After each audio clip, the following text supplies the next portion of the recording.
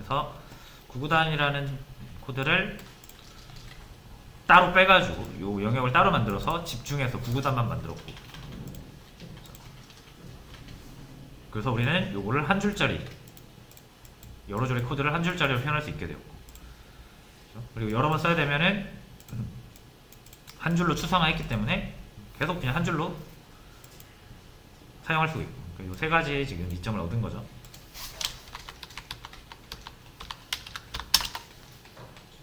자, 근데 여기서 이제 한 가지 아쉬운 점이 뭐냐면 3단을 만들고 싶은데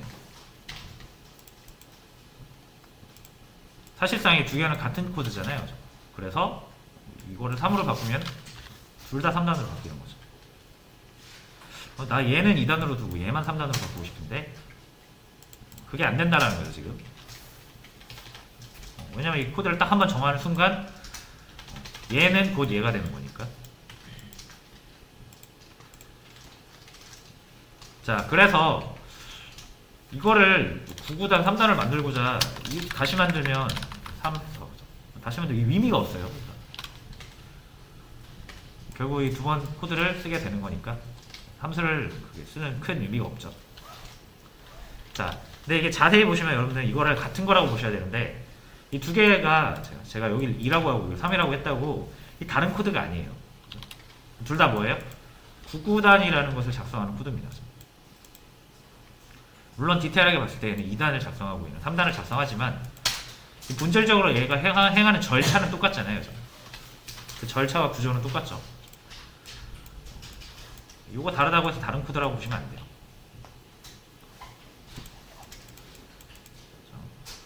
여러분들 이걸 생각하시면 돼요. 2 더하기 3은 했을 때 이거 우리가 덧셈이라고 하지만 5 더하기 9 이게 값이 바뀌었다고 해서 더하기의 기능이 바뀌진 않잖아요.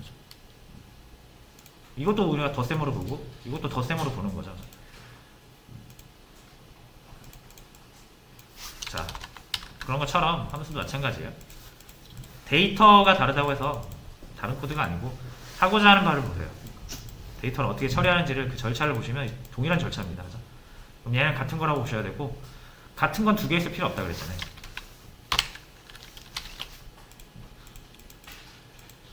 자, 그럼 여기가 계속 달라지는데 어떻게 해야 됩니까? 자, 이거는 2라는 값을 얘가 결정해버려서 그래요.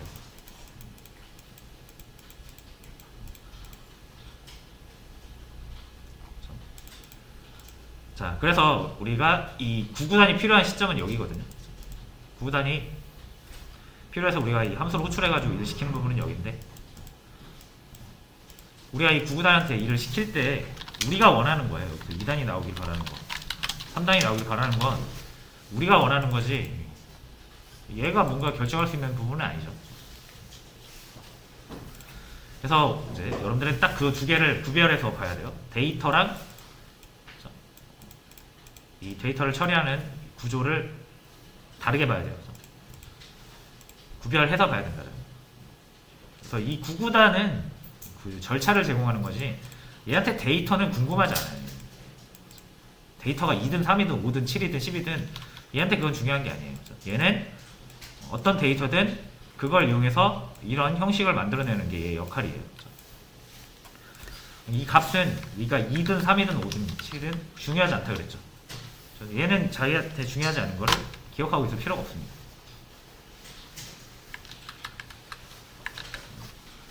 자, 어쨌든 하지만 얘가 99단을 만들기 위해서는 단이라는 정보가 필요한데 얘가 없애버렸죠. 그걸 이제 누가 정해주는 거다? 이 구조가 필요한 99단 구조가 필요한 쪽에서 넣어주는 거예요. 정해주는 거예요. 그래서 얘한테 나 99단이 필요한데 2를 줄 테니까 이걸로 99단 만들어줘. 나 99단 필요한데 3을 줄 테니까 99단 만들어줘. 이런 식으로 가야죠. 그래야 얘의 활용성이 높아지는 거죠.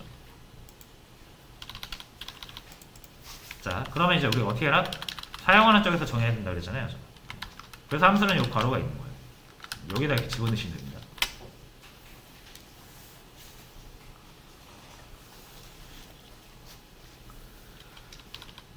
자, 그러면 이제 99 우리가 이렇게 호출을 하면은 이게 실행이 되는 거잖아요. 이게 실행이 되는 건데 그때 이 괄호 안에 있는 이 값을 가지고 이렇게 같이 가요.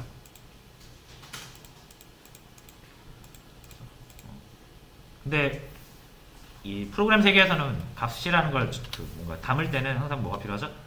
변수가 필요하니까. 그래서 여기다 두는 거예요, 변수. 당연히 값은 따로 이렇게 넣지 않고요. 왜냐면 어차피 여기서 넘겨주는 걸로 저장이 될 테니까.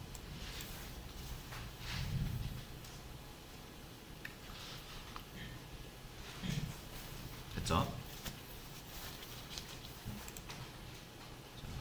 이 녀석들은 지우도록 하겠습니다. 자, 그럼 이제 프로그램 실행은 어떻게 된다? 메인부터 무조건 시작한다고 그랬죠?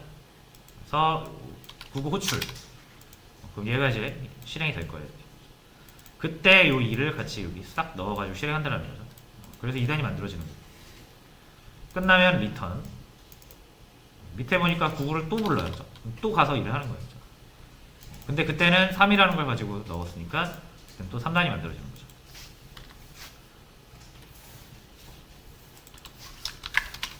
자, 그래서 이제 무한가지의 구구단을 만들 수 있어요. 그러면 어떤 숫자를 넣느냐에 따라서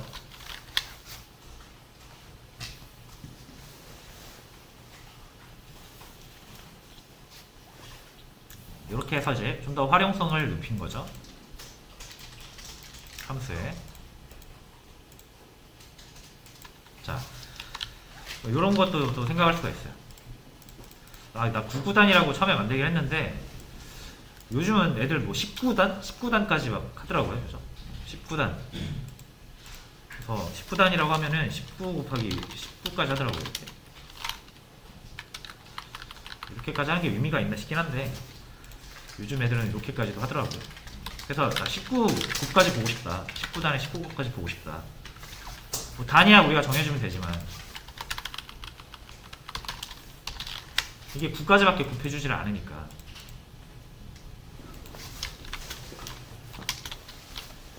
19까지 보고 싶은 거죠. 그래서 이렇게 하고 싶은 거예요. 만약에 9단까지는 9곱까지 그리고 11단부터 19까지는 19곱까지 보고 싶을 수 있죠.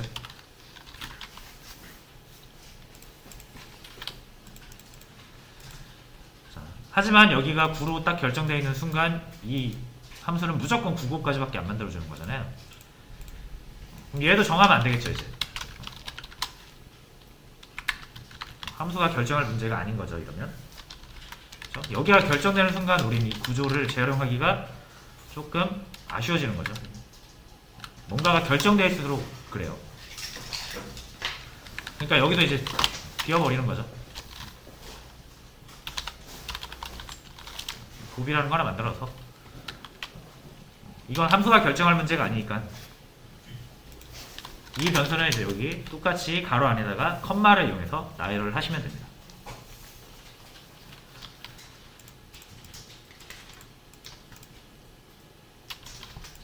자, 그러면 이 구구 함수의 이 기능, 이 코드가 실행되려면 반드시 두 개의 값이 정해져야 되잖아요. 그죠? 다시 요거랑 정해져야 되죠. 그죠? 근데 요게 안 정해졌다고 생각해보세요. 그럼 얘가 일을 못 하잖아요. 진행이 안 되잖아요. 그래서 이렇게 두 개 받겠다고 해놨으면 반드시 두 개를 넣어줘요. 이때도 컴마 이용해서 넣습니다.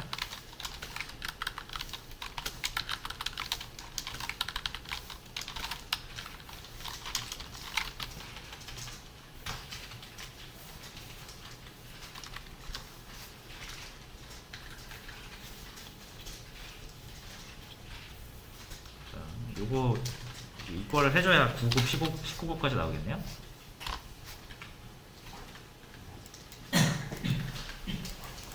그러면은 우리는 이 하나의 그죠?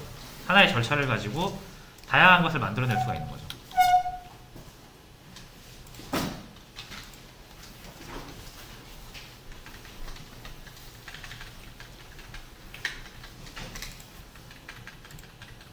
뭐 1단부터 100단을 적고자 이 포문을 여러 개 적을 필요가 없는 거죠. 100개 적을 필요가 없는 거죠.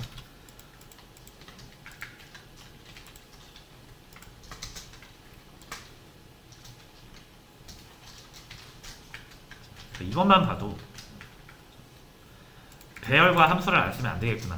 이게 딱 느껴지실 겁니다.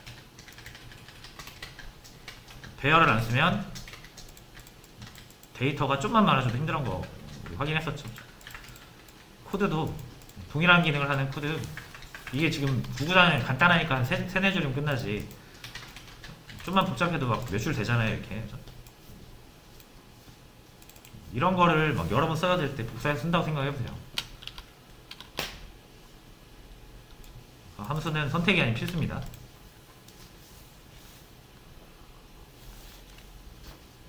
자, 보신 것처럼 요거 함수 내부에다 값을 전달해가지고 우리가 전달한 값으로 함수가 일을 하게끔 하는 거. 요거를 뭐 이제 용어를 따로, 용어가 중요하진 않다고 생각하는데 그래도 인수 또는 인자라고 해서 요거를 넘기고요. 요거를 매개 변수라고 해서 보통 이렇게 표현을 많이 합니다. 그래서 나중에 제가 뭐 매개 변수다, 인수다, 인자다 뭐 이렇게 얘기를 하면은 그렇게 이해를 해주시면 좋을 것 같아요. 그래서 매개 변수는 개수 제한 없고요. 나중에는 내가 몇 개를 넘길지 모를 때가 있거든요. 그때 무제한으로 받을 수 있는, 한 개를 넘겨도 되고 두 개를 넘겨도 되고, 그 가변인자라고 하는데 그런 것도 있습니다. 근데 뭐 지금 단계에서 볼 필요는 없을 것 같고. 자, 일단 이렇게 매개 변수, 인자 이용해서 좀 더 잘 처리할 수 있다라는 거.